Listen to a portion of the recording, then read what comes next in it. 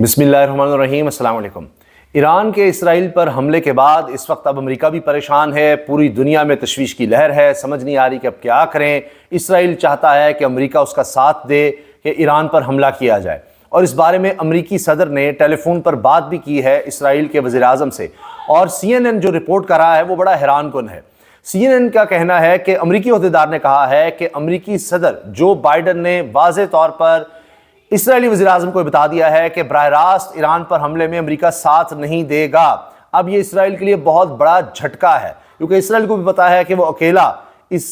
طرح کا کوئی قدم اٹھا ہی نہیں سکتا، اس کا وہ سوچ بھی نہیں سکتا، کیونکہ اگر امریکہ اس کے ساتھ شامل نہیں ہوتا تو وہ ایران کا تنہا اس طرح مقابلہ کر ہی نہیں سکے گا۔ اسی وجہ سے جناب اسرائیل کے وزیر اعظم بار بار فون کر رہے ہیں، بار بار ہر چیز میں جناب امریکہ کے صدر کو ساتھ ملانے کی کوشش کر رہے ہیں، مگر امریکی صدر نے واضح کر دیا ہے CNN کے بقول کہ کسی بھی طرح سے ہم ایران پر براہ راست حملے میں ساتھ نہیں دیں گے۔ ہاں، تمہارے دفاع کے لیے ہم ہر کچھ کام کر رہے ہیں، ابھی بھی ہم نے تمہارا ساتھ دیا۔ جو اتنا بڑا حملہ ہوا، یہ بہت بڑا حملہ ایران نے کیا ہے، اور اس کو بہت بڑی جرأت کا مظاہرہ قرار دیا جا رہا ہے۔ یہ بھی کہا جا رہا ہے کہ دیکھیں امریکہ نے پچھلی کئی دہائیوں میں $300 ارب خرچ کیے ہیں اسرائیل کے لیے، اسرائیل کے دفاع پر، اسرائیل کی مدد پر۔ $300 ارب، آپ سوچئے ذرا،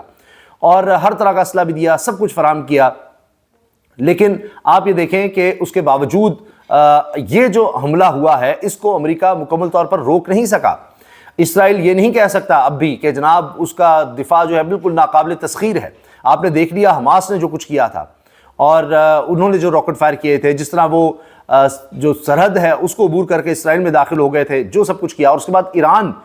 کسی نہ کسی صورت میں، یعنی 300 کے لگ بھگ اب کہا جا رہا ہے کہ ڈرونز اور میزائل اس نے فائر کیے ہیں، تو یہ بہت بڑا قدم اٹھایا ہے۔ اور اب یہ بھی نظر آ رہا ہے کہ ایران نے اسی لیے شاید کہا ہے کہ ہم نے اپنا مقصد حاصل کر لیا، اب مزید ہم یہ نہیں چاہتے کہ کشیدگی بڑھائی جائے، ہم نے بدلہ لے لیا۔ ہم نے پہلے ہی کہا تھا کہ ہمارے سفارت خانے کو نشانہ بنایا گیا، جو عالمی قوانین کی خلاف ورزی ہے۔ ہم نے عالمی قوانین کی خلاف ورزی کا بدلہ لیا ہے، جو ہمارا حق تھا،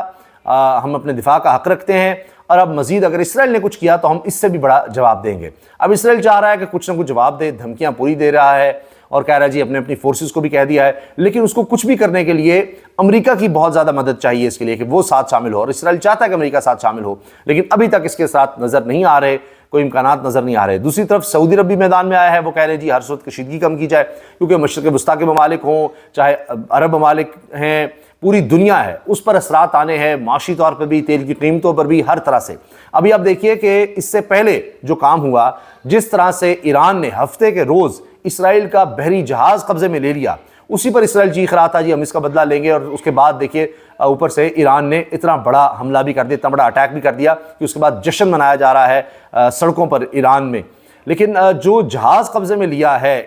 اسرائیل کا جہاز، اس کے بارے میں پتہ لگ رہا ہے کہ یہ UAE سے، متحدہ عرب امارات سے بھارت جا رہا تھا، اور اس میں حملے کے 25 افراد سوار تھے، جن میں 17 بھارتی ہیں، 17 بھارتی ہیں۔ اب سوشل میڈیا پر فوٹیجز بھی آئی ہیں کہ ہیلی کاپٹرز کے ذریعے اس پر قبضہ کیا گیا ہے، اور پھر اس پر فورسز اتری ہیں ایرانی، اور انہوں نے اس جہاز کو قبضے میں لے کر اس کو ایران کی طرف لے گئے ہیں۔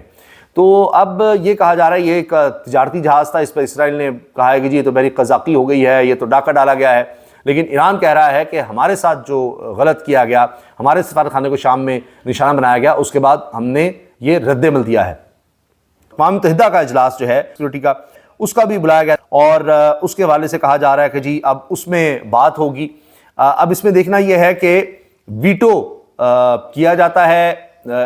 اسرائیل کا، جو وہاں پر قرارداد، مذمتی قرارداد آتی ہے ایران کے خلاف، اور اس سے آگے کچھ بڑھنا چاہتا ہے۔ اس میں زیادہ خیال یہی ہے کہ اس میں روس اور چین اس کو ویٹو کر دیں گے، جس طرح ہمیشہ امریکہ ویٹو کرتا ہے اسرائیل کے خلاف کسی بھی قرارداد کو، تو اس میں چین اور روس لگتا یہی ہے کہ جو ہی قرارداد آئے گی، رات 1 بجے پاکستانی وقت کے مطابق کہا جا رہا ہے کہ اجلاس بلایا گیا ہے سلامتی کونسل کا، اور یہ ہائیسٹ سب سے زیادہ طاقتور باڈی ہے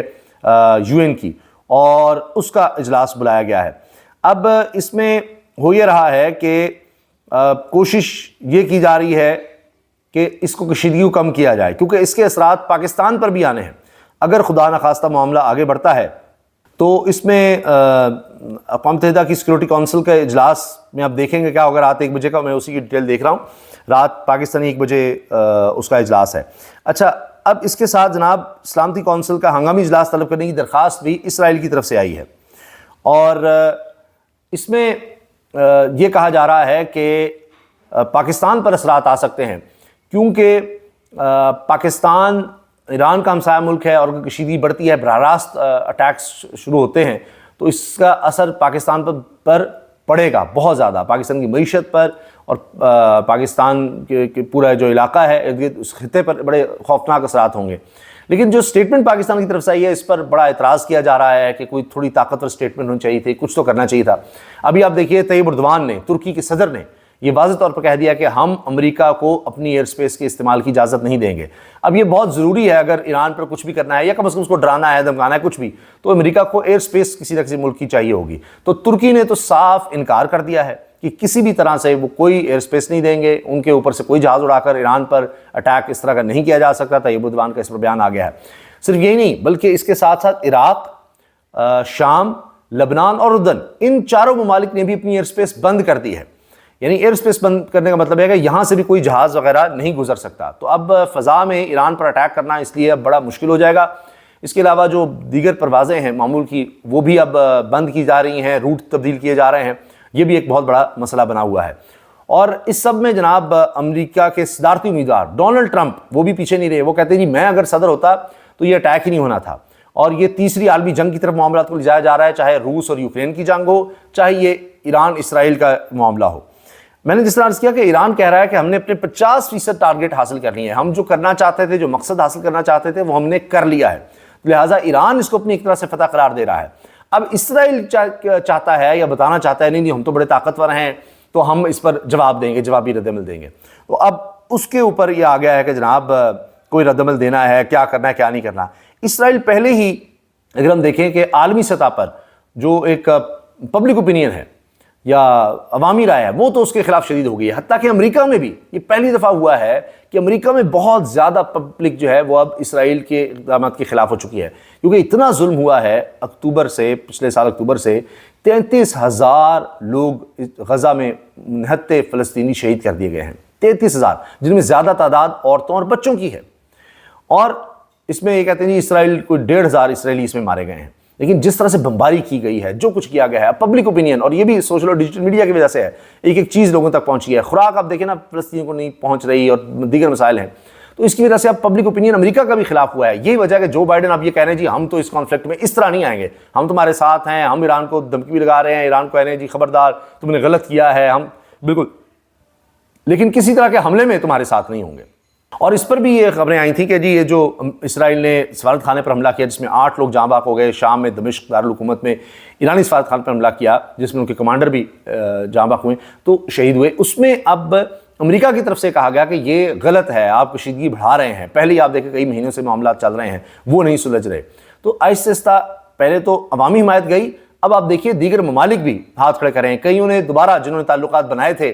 اسرائیل کے ساتھ، وہ ممالک بھی پیچھے ہٹ گئے۔ تو اس وقت اسرائیل پر بڑا پریشر آتا چلا جا رہا ہے اس لحاظ سے، اور اب اس پر یہ اپنی طرف سے بھی پریشر ہوگا، عوامی پریشر ہوگا، جی اب ایران نے اتنے بڑے اٹیک کر دیے ہیں، اس طرح تو کل کو کوئی بھی اٹیک کر دے گا، انہوں نے میزائل بھی فائر کیے، انہوں نے ڈرونز بھی ہمارے پاس بھیجے، ہم نے زیادہ تر کو نکارہ بنا دیا، سب کر دیا، لیکن ایک اڈا ہمارا ہٹ ہوا، تو یہ تو ایک بات بن جائے گی۔ پھر یہ بھی کہا گیا کہ جی حزب اللہ ہے، چاہے حماس ہے اور دیگر تنظیمیں، ان کو بھی ایکٹیو کر دیا گیا ہے، اس طرف سے بھی ہم پر حملے ہو رہے ہیں، تو یہ ہمیں اس کو روکنے کے لیے کوئی ریئیکٹ کرنا پڑے گا۔ لیکن اگر ریئیکٹ کرتے ہیں تو ایران اگر اس سے بھی زیادہ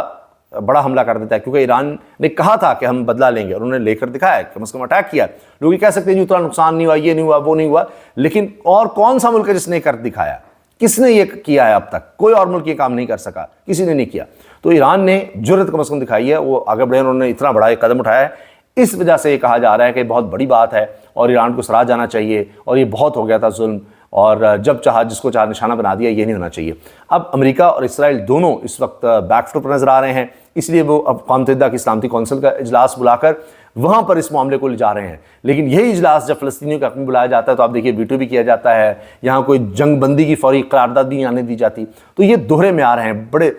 رویے اس طرح کے ہیں۔ اچھا، پھر یہ فون بھی شروع ہو جاتے ہیں، فلاں ملک کو فون، فلاں ملک کشیدگی کم کراؤ، فلاں کرو، یہ وہ۔ اب یاد آ رہا ہے جی کشیدگی کم کروائیں، حالات کنٹرول کریں، اس طرح کریں، کیا حالات پیدا کریں کہ جی حالات ٹھیک ہو جائیں۔ یہ جب فلسطینیوں پر اتنا ظلم ہو رہا تھا اس وقت اس طرح کی کوششیں نہیں کی جاتی۔ ابھی بھی رکوا دیں، ابھی بھی فلسطینیوں کو آزاد ریاست دے دیں، جن کا حق ہے اقوام متحدہ کی قراردادوں کے مطابق، اقوام متحدہ کے قوانین کے مطابق، اس پر کوئی نہیں آئے گا۔ اس پر نہیں بات کریں گے۔ اب جب یہ حملہ ہوا ہے تو اس کے بعد ہوش آ گیا کہ جی اس سے تو پورا خطہ، پوری دنیا ہل کر رہ جائے گی، پتہ نہیں کیا ہو جائے گا۔ تو لہٰذا اب اس لیے اب اتنی بھاگ دوڑ ہو رہی ہے۔ باقی جناب اس وقت سعودی عرب بھی اس میں ہے کہ جی کسی طرح سے کشیدگی کم ہو، دیگر ممالک بھی اس میں آ چکے ہیں، اور اجلاس میں رات کو دیکھتے ہیں کہ کیا ہوتا ہے۔